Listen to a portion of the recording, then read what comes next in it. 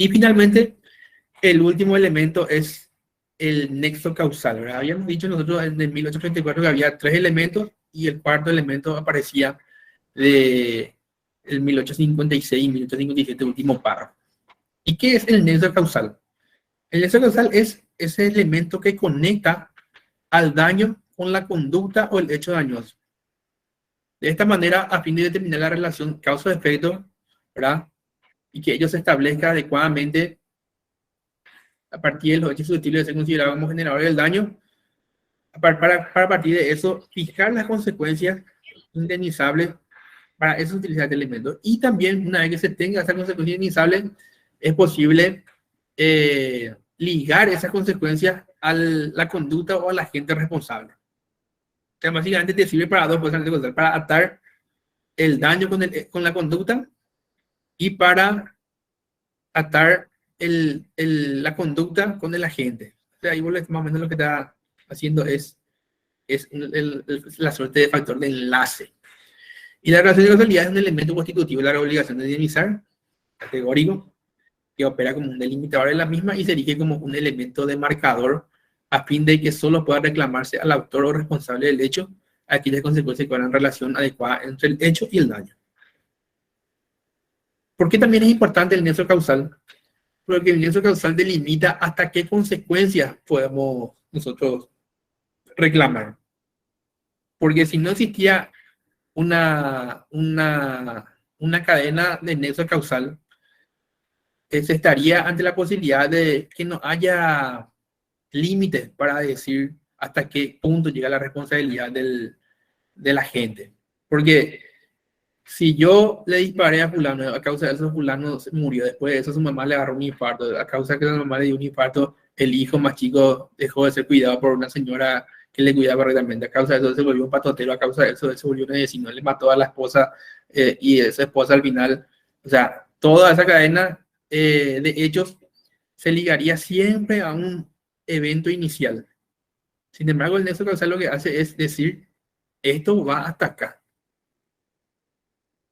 Y hasta acá responde el agente por su conducta y por el hecho dañoso ocasionado. Entonces, ¿cuáles son los aspectos que comprende la causalidad? Por un lado, es el fundamento de la responsabilidad, porque solo se responde de los daños que se siguen como consecuencia del hecho que ha realizado el dañante. Y por el otro lado, este requisito de causalidad funciona como un límite de la responsabilidad, porque no se responden por todas las consecuencias del hecho, sino solo se responden de aquellas en virtud del cual, en un juicio de valor o valorativo, son atribuibles al mismo. ¿Y cuáles son las consecuencias indemnizables según el Código de Responsabilidad Extracontractual? En principio son dos. El obligado a indemnizar el daño que le sea imputable resarcirá todas las consecuencias inmediatas y las mediatas previsibles, pero no las casuales, salvo que éstas deriven de un delito y que debían resultar según las miras que el autor tuvo al momento de ejecutar el hecho. Entonces, la regla es en responsabilidad extracontractual se responde de las consecuencias inmediatas e inmediatas. ¿Se acuerdan de cuando hablamos de la responsabilidad por incumplimiento que había la regla del 426 que hablaba que solo se responderán de las consecuencias inmediatas en caso de incumplimiento malicioso? Entonces, nosotros habíamos dicho que por argumento contrario, cuando estamos frente a una responsabilidad por incumplimiento solamente en principio se responde por las consecuencias inmediatas,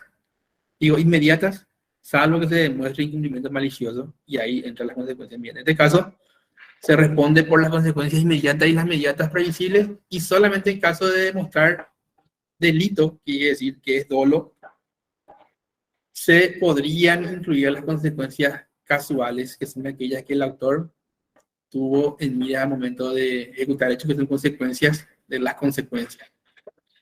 Y vamos a ver con ejemplo cómo esto de repente cómo se llega a saber cuáles son las consecuencias de las consecuencias.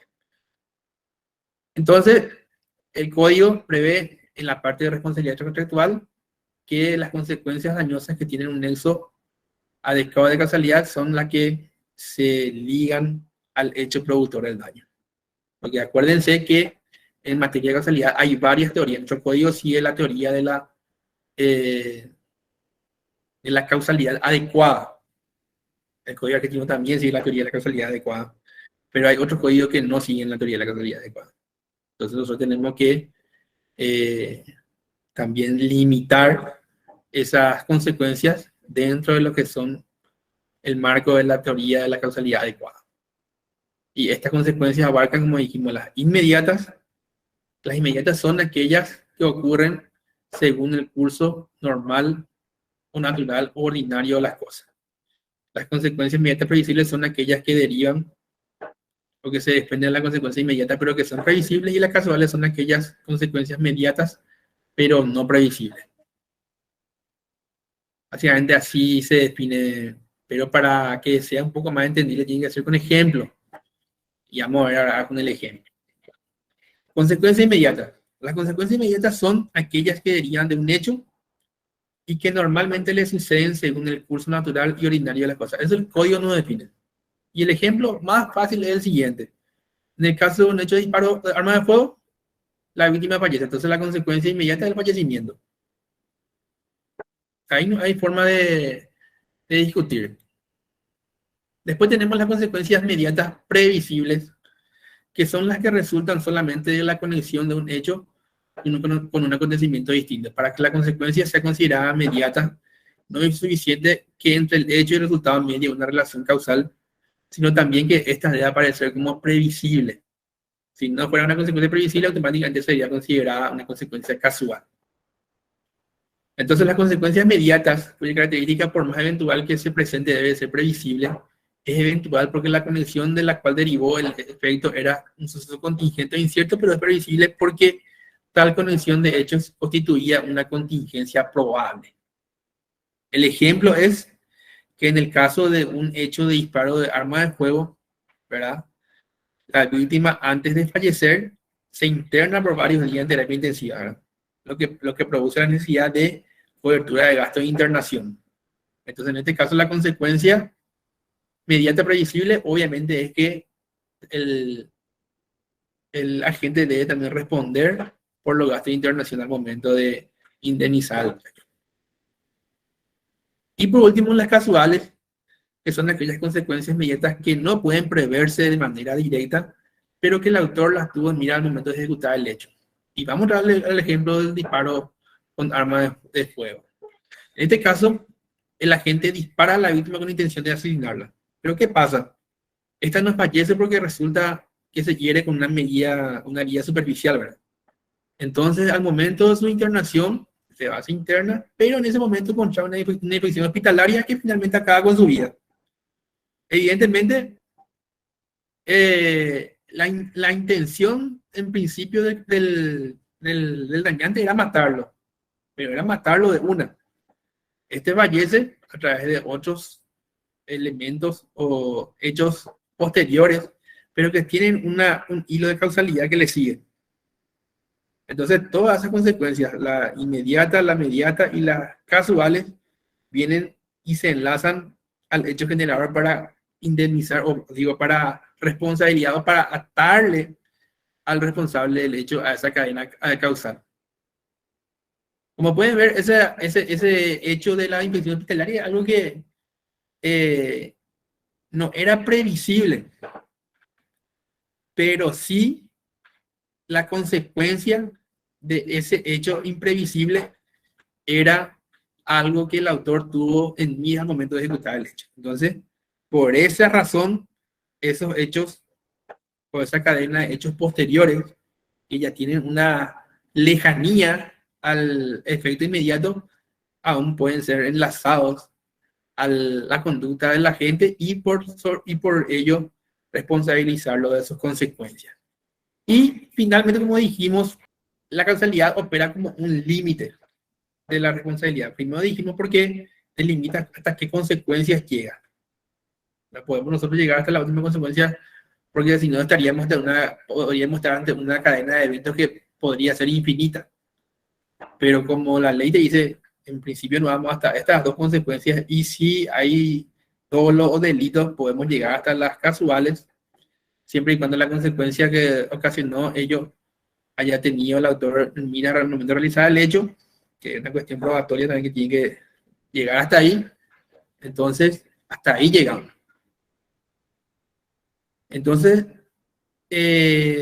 también hay que decir que para la determinación de la cuantía no basta que se demuestre el nexo causal entre el hecho y el daño, sino también es necesario que se determine una proporcionalidad entre la conducta responsable y el daño efectivamente sufrido. Acá es más o menos lo que los penalistas le llaman el principio de proporcionalidad.